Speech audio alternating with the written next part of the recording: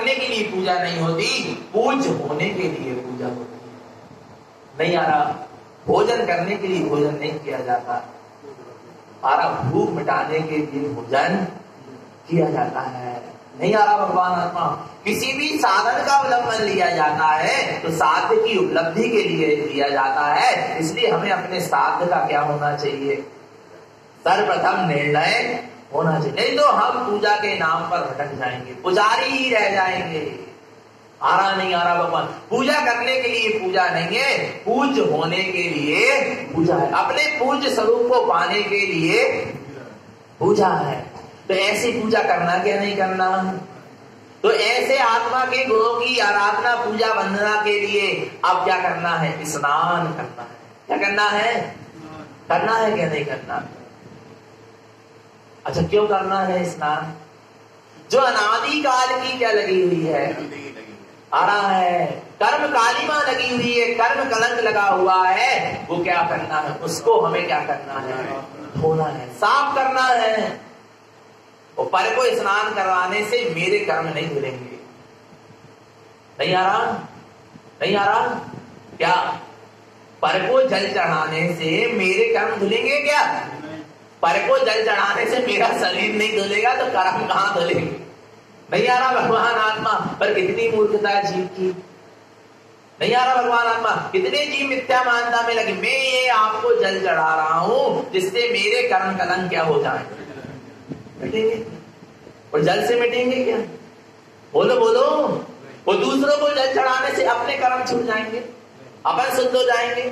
और अपने को भी जल चढ़ा लेना शरीर में तो भी कर्म छूटने वाले, कर्म कालिमा धुलने वाली, फिर किसको चढ़ाना है, और कौन से जल से स्नान करना है। 5 प्रकार के जल दिए गुरु महाराज ने, 5 प्रकार के कलश दिए जिसमें 5 प्रकार का क्या भरा हुआ है, जल भरा हुआ है। उससे हमें अपने निज आत्मा का शुद्धिकरण, किसका क्या करना है, अपने निज शुद्ध आत्मा का, अपने निज आत्मा का शुद्धिकरण करना है। शुद्धिकरण करने का मतलब है जो शुद्ध आत्मा है उसकी शुद्ध उपलब्धि करना है, उसमें शुद्ध आचरण करना है। तो क्या है, पहला जल काय का है, कल बताया था पहला जल काय का है, रत्नात्रय का शुद्ध जल। पहला जल याद करो, पहला जल क्या है, देखो अपन पढ़ते हैं, पढ़ो गाथा क्रमांक 8। देवं गुरं श्रुतं वन्दे धर्म शुद्धं च विन्दते तीर्थे अर्थे लोकं च स्नानं च शुद्धं जलम। क्या कहते हैं, देवं गुरं श्रुतं वन्दे, ईमानदारी से, काय से, ईमानदारी से, सच्ची श्रद्धा के साथ, सच्चे शुद्ध भाव के साथ, यदि सच्चे देव, सच्चे गुरु और सच्चे शास्त्र की बंदे क्या कर रहे हो, वंदना कर रहे हो, व्यवहार में अनंत सिद्ध, निश्चय में निशुद्धात्मा सच्चा देव, व्यवहार में भावलिंगी वीतरागी निर्गंध गुरु और निश्चय में निज अंतरात्मा रूपी गुरु, व्यवहार में श्रुत अर्थात जिनेन्द्र कति जिनवाणी और निश्चय में अपनी सुबुद्धि का जागरण, उसका नाम सच्चा क्या है, शास्त्र है। बंदे ऐसे निश्चय व्यवहार से समन्वित सच्चे देव गुरु शास्त्र की यदि तुम क्या कर रहे हो, वंदना कर रहे हो, पर बंध के साथ नहीं, बंध के साथ वंदना नहीं होगी।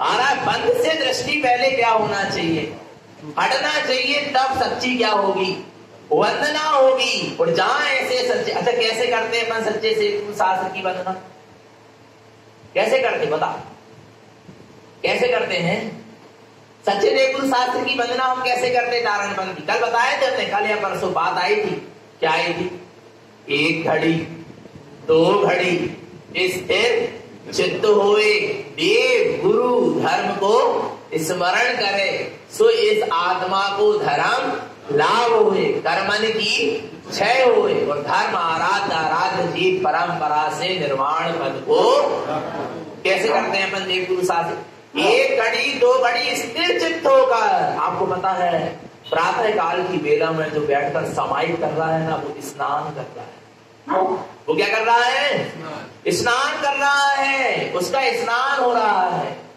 आ रहा है, एक जन ने हमसे पूछा, भैया जी सुबह सुबह आए 7:30 तक बजे, कहने लगे भैया स्नान हो गए, तो हमने कहा हो गए, और हम स्नान के लिए क्या कर रहे जा रहे थे। कहने लगे आप तो अभी स्नान के लाने जा रहे हो, लग तो नहीं रहे कि स्नान हो गए, और आप क्या कह रहे हो स्नान हो गए।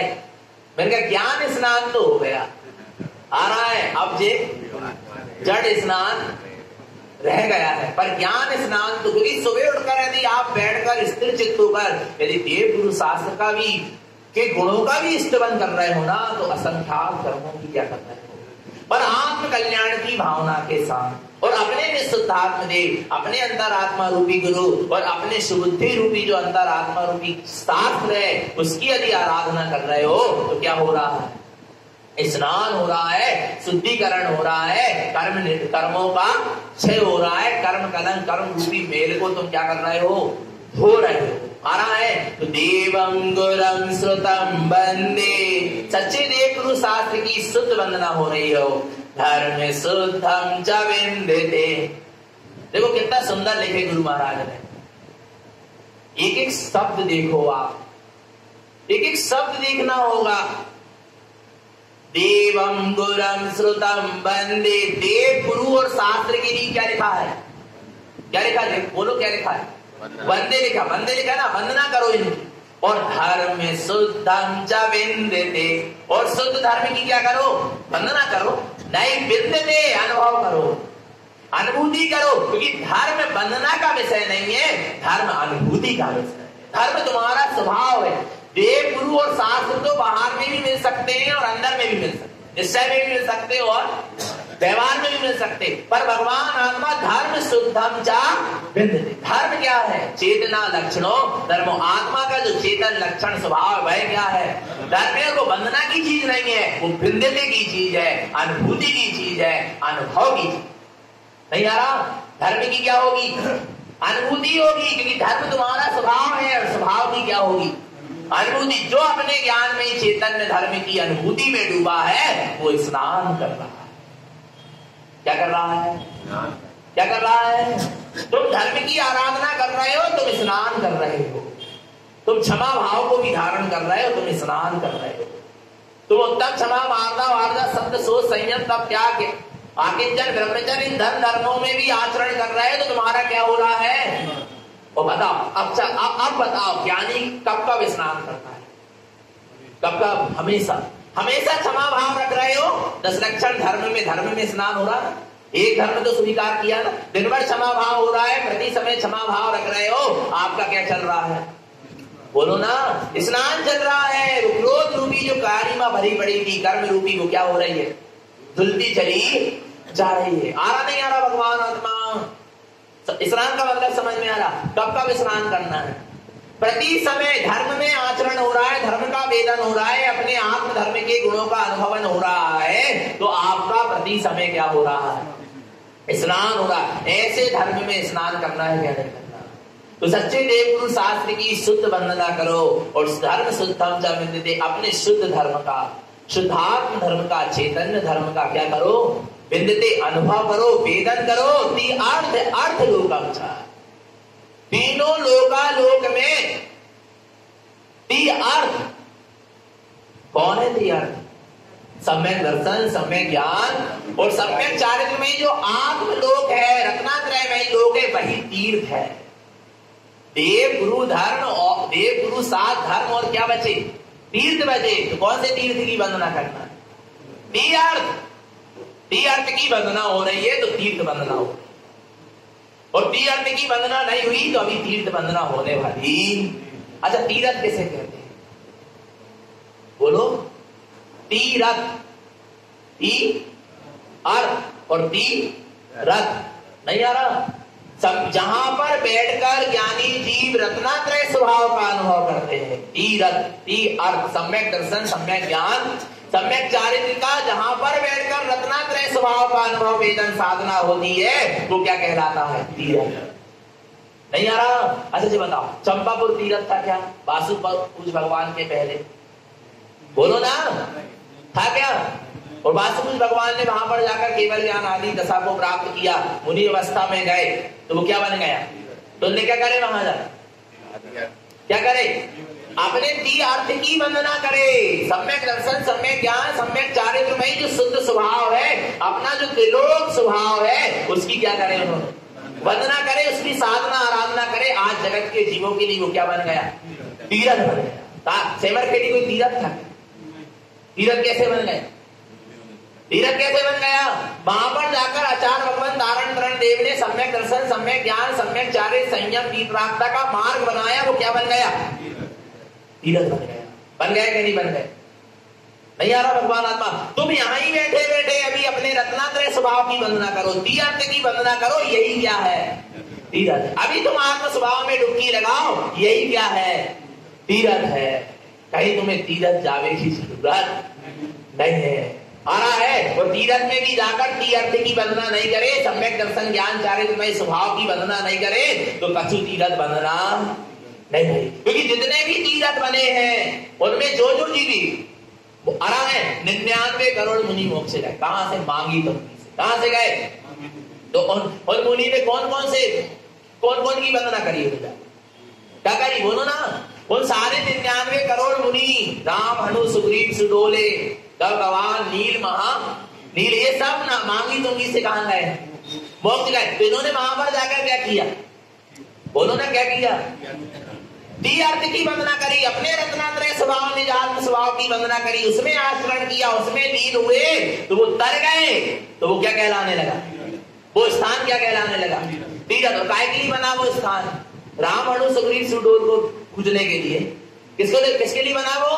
अपने निज तीर्थ स्वभाव की वंदना करो। राम, हनु, सुग्रीव, सुडोल कह रहे हैं कि तुम क्या करो? अपने जैसे उस स्थान में बैठकर अपने रत्नात्रय स्वभाव की आराधना वंदना करी, ऐसे तुम भी उस स्थान पर बैठ के अपने रत्नात्रय स्वभाव की क्या करो?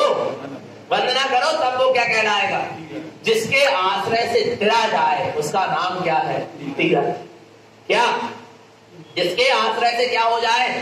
तरा जाए, तिरा जाए, उसका नाम क्या है? तीर्थ है। नहीं आ रहा भगवान आत्मा? किसके आश्रय से तिरा जाए? किसके आश्रय से? नहीं आ रहा? अच्छा, जितने लोग शिखर जी गए सब तरे गए का? शिखर जी तारे को कौन तारेगा? बोलो ना। शिखर जी में भी जाकर जिन्होंने अपने निज शिखर की वंदना करी, अपने निज स्वभाव की, तीर्थ स्वभाव की, रत्नात्रय स्वभाव की आराधना करी, वे क्या हो गए? तो तुम्हारा रत्नात्रय स्वभाव ही आत्मा ही तीर्थ है, वही तुम्हें तारने वाला। इसके अलावा तुम्हें 3 लोक में कोई तारने वाला। तो अब अपन को क्या करना है? अपन ने यही बैठे बैठे अपने रत्नात्रय में आत्म स्वभाव की वंदना कर ली, उसका चिंतन मनन आराधन कर लिया, उसमें लीन हो गए, तो हमारी यही बैठे बैठे तीर्थ वंदना, कहीं जावे की जरूरत नहीं है। नहीं आ रहा भगवान आत्मा? कहीं जाने की जरूरत कहां होगी? तीर्थ वंदना। बोलो ना, कहां होगी? सब यही होगी। तीर अर्थ लोकम चा। तुम अपने रत्नात्रय में आत्म स्वरूप का अवलोकन कर लो, तुम्हारी तीर्थ वंदना हो गई। और नहीं तो पैर दुखाओ और मुंह दुखाओ और हाथ पांव दुखाओ और पांव दबाओ, फिर गर्म पानी में पांव डालो और नहीं आता भगवान आत्मा देह मालिश कर पाओ और दुनिया के करो। ऐसी तीर्थ वंदना विचार करना भगवान आत्मा। नहीं आ रहा? तीर्थ वंदना का मतलब समझ में आ रहा क्या? नहीं आ रहा? अपने रत्नात्रय में ही आत्म स्वभाव का अवलोकन करना ही तीर्थ वंदना है। और सम्यक दृष्टि ज्ञानी यही बैठे बैठे देव गुरु शास्त्र की भी वंदना कर लेता है, शुद्ध आत्म धर्म का भी अनुभव कर लेता है, और तीर्थ की भी वंदना अर्थात तीर्थ वंदना भी कर लेता। आ रहा? नहीं आ रहा? उसको कहीं जाने की जरूरत पक्का है कि नहीं है? तो करना है क्या नहीं करना? बोलो तो फिर अच्छे से बोलो। क्या बोलो? आत्म ही है देव निरंजन, आत्म ही सदगुरु भाई, आत्म शास्त्र धर्म, आत्म ही तीर्थ, आत्म ही सुखदाई, आत्म मन नहीं है रत्नात्रय, पूरित अवगाहन सुखदाम, ऐसे देव शास्त्र सदगुरुवर धर्म तीर्थ को नहीं आ रहा। कहां जाना है? पता है? इस स्तुति को सुनकर, इस स्तुति को सुनकर एक जैन बंधु जो तारण पंथ में नहीं जन्मा, हरा तारण समाज में नहीं जन्मा, वो जैन की बात कर रहा हूं। वो जैन बंधु रोज प्रवचन सुनने आता था, हमें नहीं पता था कि वो आता था। वो जैन बंधु ने बाद में हमसे कहा, आज समझ में आया। मैंने कहा क्या समझ में आया? बोले ये समझ में आया कि तारणबंदी जहां बैठ जाए वही उनके देव है, वही उनके गुरु है, वही उनके धर्म है, और वही उनके शास्त्र है, और वही उनकी तीरथ है। नहीं यार, उनने कहा ये बात। मैंने कहा आप क्यों कह रहे हैं ये बात, आखिर क्या बात है, आपने ऐसा क्या सुन लिया? बोले आपके रोज प्रवचन सुने, सब सुने, पर मैं चला जाता था, पर आज मैं स्तुति में रुक गया। काय में रुक गया? स्तुति में रुका। तो स्तुति सुनने मात्र से मेरे को ये समझ में आ गया कि तारणबंदी जहां बैठ जाए वही उनके देव है, वही उनके गुरु है, वही उनका शास्त्र है, धर्म है और तीर्थ है। क्योंकि आपने जो स्तुति पढ़ी, आत्म ही है देव निरंजन, आत्म ही सदगुरु भाई, आत्म तीर्थ, आत्म धर्म, आत्म ही तीर्थ, आत्म ही है देव निरंजन, आत्म ही सदगुरु भाई, शास्त्र धर्म आत्म ही तीर्थ, आत्म ही सुखदाई।